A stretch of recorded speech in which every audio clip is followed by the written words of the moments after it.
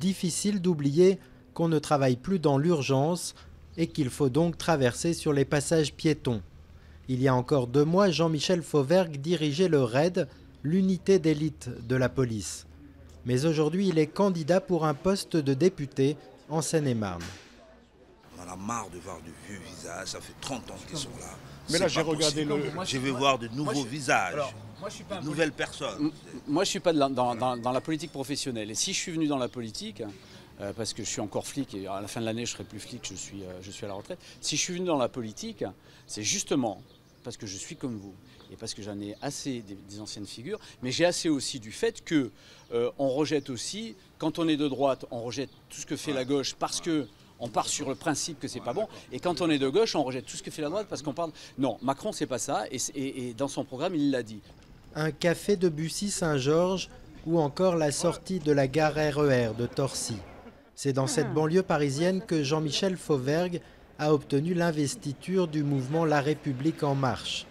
Mais si l'ancien superflic dit habiter ici depuis 20 ans, sa notoriété reste encore largement à faire. C'est l'ancien patron du RAID, donc il se présente aux élections législatives sur notre circonscription. Je suis l'ancien chef du RAID, je sais pas si vous... D'accord, très bien. Candidat d'Emmanuel Macron, c'est moi. C'est vous? Regardez. L'ancien patron du RAID? Ouais, c'est ça. Ah bah je voterai pour vous. C'est sympa. L'étiquette de l'expert en sécurité, Jean-Michel Fauvergue ne manque pas de la mettre en avant dans chacune de ses réunions publiques et se targue même d'avoir l'oreille du nouveau président de la République. J'ai eu l'occasion de le rencontrer il y a quelques mois et le courant est bien passé, même très bien passé. Et il a souhaité que je l'aide à bâtir son projet sur le volet sécurité. Face à ce CV sécuritaire, le public se laisse facilement convaincre, même si certains, comme cet élu socialiste de Torcy, aimeraient entendre un autre discours. La police, je sais, les anciens chefs du RAID et tout. Je ne suis pas venu pour écouter ça, je le connais ça. Donc je veux savoir autre chose. Je veux savoir ce qu'ils pensent des écoles, des soucis de Torcy, des transports, de la santé.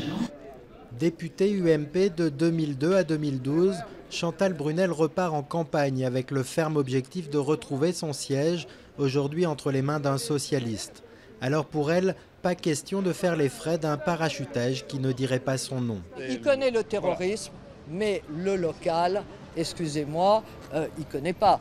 Jean-Michel Fauvergue a l'avantage de se présenter dans une circonscription où Emmanuel Macron est arrivé en tête au premier tour de la présidentielle.